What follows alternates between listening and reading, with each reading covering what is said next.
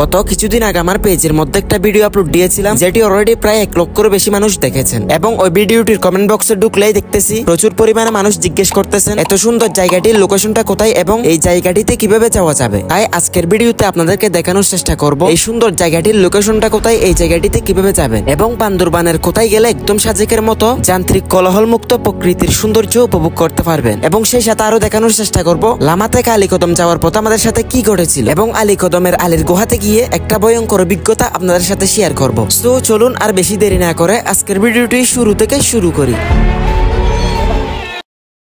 Hello everyone, আসসালামু আলাইকুম। কি অবস্থা সবার? আশা করছি সবাই ভালো আছেন, সুস্থ আছেন। আলহামদুলিল্লাহ, আপনাদের দোয়া ও ভালোবাসায় আমিও ভালো আছি। রিসেন্টলি ফেসবুকের মধ্যে ঢুকলেই দেখতেছি বান্দরবান জেলার লামা উপজেলার মেরিনজেবেলি নামে একটি জায়গা প্রচুর পরিমাণে ভাইরাল। জায়গাটিও দেখতে খুবই সুন্দর। তার জন্য বন্ধু বান্ধবরা সবাই মিলে ডিসাইড করলাম ওই জায়গাটিতে যাব এবং যান্ত্রিক কোলাহল মুক্ত প্রকৃতির সৌন্দর্য উপভোগ করব। দেন আর বেশি দেরি না করে বন্ধু বান্ধবরা সবাই মিলে একসাথে হয়ে রওনা দিয়ে দিলাম সেই ভাইরাল প্লেস লামার মেরিনজেবেলির উদ্দেশ্যে। আর আমি মনে করি আমাদের চট্টগ্রামের মানুষেরা একটু বেশি সুখী, কারণ আমাদের এক পাশে সমুদ্র এবং আরেক পাশে পাহাড়। আল্লাহ তাআলার প্রাকৃতিক সৌন্দর্যগুলো দেখার জন্য দূরে কোথাও যেতে হয় না, আলহামদুলিল্লাহ। যাই হোক, দেখতে পাচ্ছেন লামার রাস্তাগুলো আসলে কতটা সুন্দর। আর এখন দেখতেছেন আমরা সরাসরি মেন রোড দিয়ে না গিয়ে একটা ছোট্ট গ্রামের রাস্তা দিয়ে যাচ্ছি। দেখতেছেন গ্রামের রাস্তাটাও কতটা সুন্দর। আর একটু পরপর ভিন্ন ভিন্ন পরিবেশ দেখতেছি। কিছুক্ষণ পরপর ঘর বাড়ি নিয়ে ছোট ছোট গ্রাম, আবার কিছু দূর পর দুই পাশে বা এক পাশে পাহাড়, আবার কিছু দূর পর পাহাড়ের মাঝে আঁকা বাঁকা উঁচু নিচু ঢেউয়ের সুন্দর সুন্দর রাস্তা। এমন প্রাকৃতিক সৌন্দর্য উপভোগ করতে করতে আমরা চলে আসি লামা বাজারে। আর এই লামা বাজার থেকে আরো 20 থেকে 30 মিনিট মতো গাড়ি চালাতে হবে আমাদের ফাইনাল ডেস্টিনেশনে যাওয়ার জন্য।